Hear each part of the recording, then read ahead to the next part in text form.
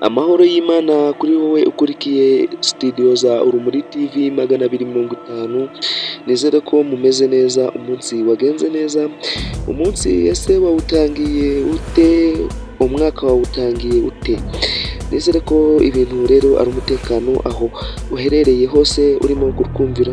Inshamake z'amakuru tugiye kugarukaho muri iyi sport update kuri Urumuri TV 250, nuko ekipe ya Rayon Sport mu kanya gatoya yatangaje ko yasinyishije umuzamu Kwizera Olivier, aho yaravuye muri Saudi Arabia. Ikipe ya Gasogi FC KNC yatangaje amagambo akakaye cyane. Musanze FC aho yatsinze Gasogi ibitego 3 ku busa bwa Gasogi, nayo turaza tuyarambure mu kanya neza. Ikipe ya Police FC Byiringiro Lag yavuze byinshi. Ese Byiringiro Lag ni ukubera iki yavuze kandi ataravugaga cyane? Ikipe ya Kiyovu Sport nayo yavuze, harimo amakuru menshi atandukanye, ariko ni ikibazo cy'ubukene, ingengo y'imari ntayo yabaye nka Rayon Sport.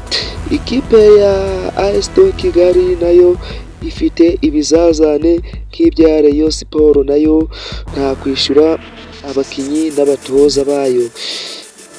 Ikaze rero tubagezeho amakuru acaracara hirya no hino muri sport update hano ku Urumuri TV 250.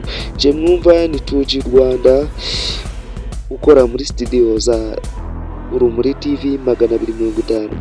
Rero ikipe ya Rayon Sport nk'uko yatangaje mu kanya saa 11 PM, yatangaje ko Kwizera Olivier yamaze gusinyishwa imyaka 3 akinira ino kipe ya Rayon Sport.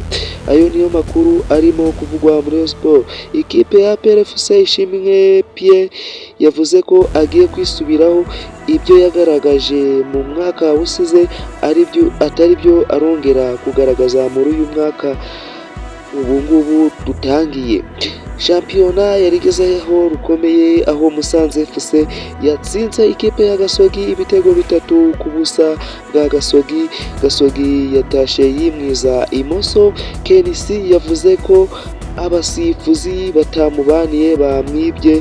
KNC yavuze cyane, ibindi muraza kubikurikira n'ubundi hano mu kindi kiganiro. Twabakoreye ibiganiro byinshi, mukande subscribe, mukande like, musharinge kino kiganiro kugira ngo tuze dukorana ibiganiro neza, mu bikurikire 5 kuri 5.